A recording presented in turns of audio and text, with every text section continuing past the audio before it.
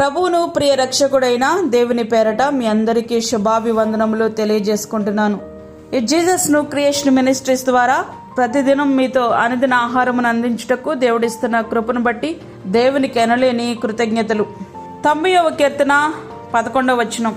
నీ ఆగ్రహ బలము ఎంతో ఎవరికి తెలియను, నీకు చెందవలసిన భయము కొలది పుట్టు నీ క్రోధము ఎంతో ఎవరికి తెలియను.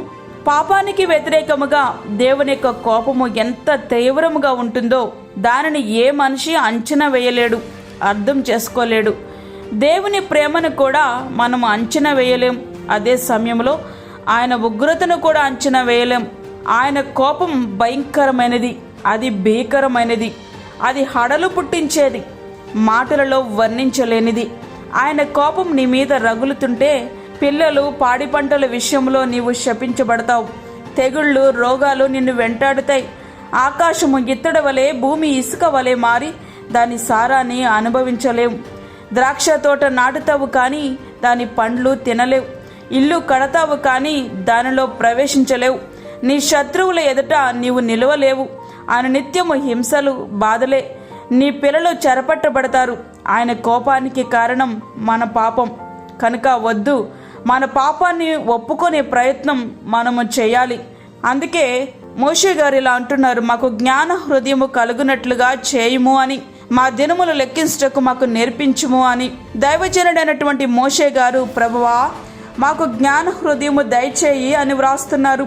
అంటే మాకు జ్ఞాన హృదయం లేదు అని ఒప్పుకుంటున్నారు. మనమైతే మనకు మనమే జ్ఞానవంతులుగా ఊహించుకొని అజ్ఞానంలోనే కొనసాగుతున్నాం. మా దినములు లెక్కించటకు మాకు నేర్పుము అని ఆయన ప్రార్థిస్తున్నారు. అవును ప్రియ స్నేహితుడా, వాక్యమింటినటువంటి ప్రియ దేవుని బిడ్డ, రోజులు గడిచే కొలది మరణానికి మనం దగ్గరవుతున్నాం. అయితే ఆ తలంపు కంటే వయసు మీద పడుతుంది. ఇంకా సంపాదించాలి, ఇంకా సంపాదించాలి, ఇదే తపన తప్ప నీ జీవితం ముగిసిపోతే మనం ఎక్కడికి వెళ్తామో అనే ప్రశ్న మాత్రం మన మదిలో లేకుండా పోతుంది. మనమును ఇట్టి రీతిగా ప్రార్థించగలగాలి. ప్రభువా మాకు జ్ఞాన హృదయము కలిగినట్లుగా చేయుము, మా దినమును లెక్కించటకు మాకు నేర్పించుము అని. ప్రియ స్నేహితుడా, వాక్యం వింటున్నటువంటి ప్రియ దేవుని బిడ్డ, ఆయన మనకు జ్ఞానమును దయచేస్తేనే గాని ఈ విషయాలు మనకి అర్థం కావు.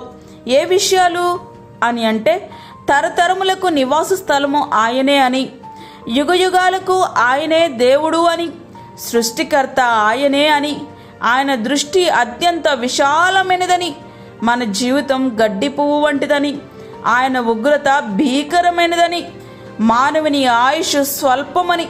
ఈ విషయాలు ఎప్పుడు అర్థం చేసుకోగలము అంటే ఆయన జ్ఞాన హృదయాన్ని దయచేసినప్పుడు మాత్రమే. లేకపోతే మన ఊహలకు సైతం అవి అందవు.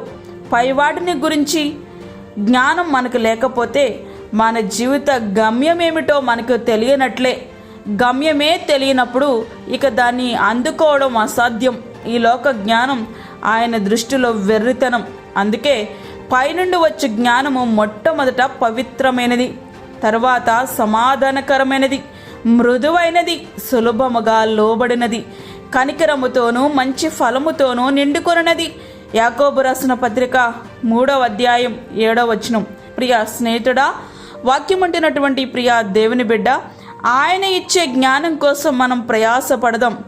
దేవుని యొక్క జ్ఞానాన్ని పొందుకుని పరలోక రాజ్యం వైపు మన దృష్టి నిలుపుదాం. అట్టి కృప ధన్యత ప్రభు మనకి అనుగ్రహించునుగాక. ఆమేన్. ప్రార్థించుకుందాం. పరిశుద్ధుడైన తండ్రి, ప్రేమగల యేసు ప్రభువా, శ్రేష్టమైన మరి యొక్క దినాన్ని మా జీవితంలో మీరు అనుగ్రహించారు, నీకు వందనాలు. ఈ దినమంతటి కొరకు మీరు మమ్మల్ని సిద్ధపరచండి ప్రభువా. ప్రతి విధమైన శోధన, కీడు, ప్రమాదాల నుంచి మమ్మల్ని తప్పించండి.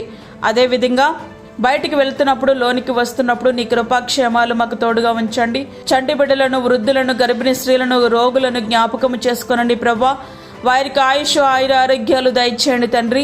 గర్భఫలము లేని బిడ్డలకు గర్భఫలము దయచేయండి. అప్పుల బాధలతో ఇబ్బంది పడుచున్నటువంటి నీ బిడ్డలను జ్ఞాపకం చేసుకోనండి.